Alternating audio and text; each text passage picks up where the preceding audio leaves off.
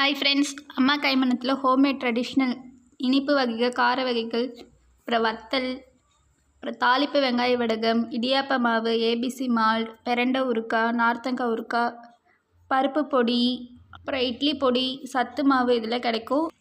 ரொம்ப சுத்தமாக எந்த ஒரு ப்ரிசர்வேட்டிவ்ஸும் இல்லாத ரொம்ப ஹெல்த்தியாக செஞ்சு தரோம். இதனால் உங்களுக்கு வேணால் கீழே இருக்கிற வாட்ஸ்அப் நம்பருக்கு மெசேஜ் பண்ணுங்கள். ஹாய் ஃப்ரெண்ட்ஸ், வெல்கம் டு அம்மா கைமணம். இன்றைக்கி நம்ம என்ன ரெசிபி பார்க்க போகிறோம்னா இட்லி பொடி தான். இது நீங்கள் சட்னி சாம்பார் செய்ய டைம் இல்லாதப்போ இது போல் நீங்கள் செஞ்சு வச்சிட்டிங்கன்னா உங்களுக்கு ஈஸியாக இருக்கும்.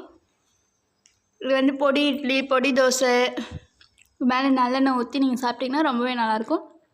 இதுக்கு இப்போ என்னென்ன பொருள் தேவைன்னு பார்த்துக்கலாம். 200 கிராம் குண்டு உளுந்து, கடலைப்பருப்பு 100 கிராம், வறுக்கடலை 50 கிராம், கருப்பு எள் 50 கிராம், 25 கிராம் கார மிளகாய், பெருங்காய கட்டி கொஞ்சம், கருவேப்பிலை இது போல் காய வச்சு வச்சுருக்கோம். அப்படின்னா நீங்கள் பச்சையாக யூஸ் பண்ணிக்கலாம். 1 ஸ்பூன் மிளகு, உப்பு தேவையான அளவு, 1 ஸ்பூன் சின்ன ஜீரகம். இப்போ நம்ம எப்படி பண்ணலான்னு பார்த்துக்கலாம்.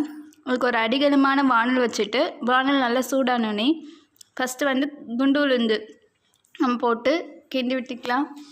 கைவிடாத நீங்கள் கிண்டி விட்டு இருங்க. அப்போ தான் ஒன்றுபட நல்லா வறுப்படும். இது போல் லைட் ப்ரௌன் ஆகிற வரைக்கும் நீங்கள் வறுத்துக்கோங்க. வறுத்துட்டு இது ஒரு பிளேட்டில் நம்ம கொட்டிக்கலாம். அடுத்தது நம்ம 100 கிராம் கடலைப்பருப்பு அதையும் சேர்த்து நல்லா மீடியம் ஃப்ளேமில் வச்சு கைவிடாத கிண்டி விட்டுக்கோங்க. கடலைப்பருப்பு இது போல் லைட்டாக கலர் மாறினோடனே இதையும் நம்ம ஒரு பிளேட்டில் இப்போ மாற்றி எடுத்துக்கலாம். அடுத்தது கருப்பு எள் நம்ம அது போல் கிண்டி விட்டு நல்லா அது பொரிஞ்சு வரும். பொரியிற அளவுக்கு நீங்கள் நம்ம ஹீட் பண்ணணும். இது இப்போ பொரிஞ்சோடனே நம்ம ஒரு பிளேட்டில் மாற்றிக்கலாம். அடுத்தது வறுக்கடலை 50 கிராம். அது வறுக்கடலை லைட்டாக நம்ம சூடு பண்ணாலே போதும். நம்ம சூடானோடனே நம்ம எடுத்து இப்போ பிளேட்டில் கொட்டிக்கலாம். அடுத்தது மிளகு ஜீரகம். இது நல்லா மிளகு ஜீரகம் நல்லா பொரிஞ்சோடனே நம்ம இப்போ எடுத்து வச்சுருக்க கருவேப்பிலையும் அது கூட சேர்த்துக்கோங்க. இது போல் நீங்கள் காய வச்ச கருவேப்பிலை சேர்த்திங்கன்னா நல்லாயிருக்கும்.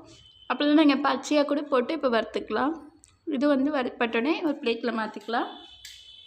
அடுத்தது 25 கிராம் கார மிளகாயும் வறுத்து நல்லா கொஞ்சம் சூடானோடனே ஒரு பிளேட்டில் மாற்றிக்கலாம். அடுத்தது உப்பு நம்ம வறுத்துக்கலாம். ஏன்னா உப்பில் ஈரத்தன்மை இருக்கும், அதுக்காக நம்ம வறுத்துக்கிறோம்.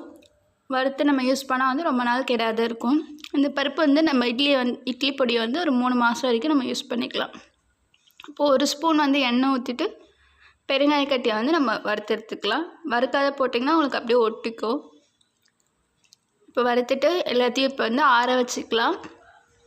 கொஞ்சம் நல்லா ஆறினோடனே மிக்ஸி ஜாரில் போட்டு கொஞ்சம் கொஞ்சமாக பேட்சாக போட்டு அரைச்சி எடுத்துக்கலாம்.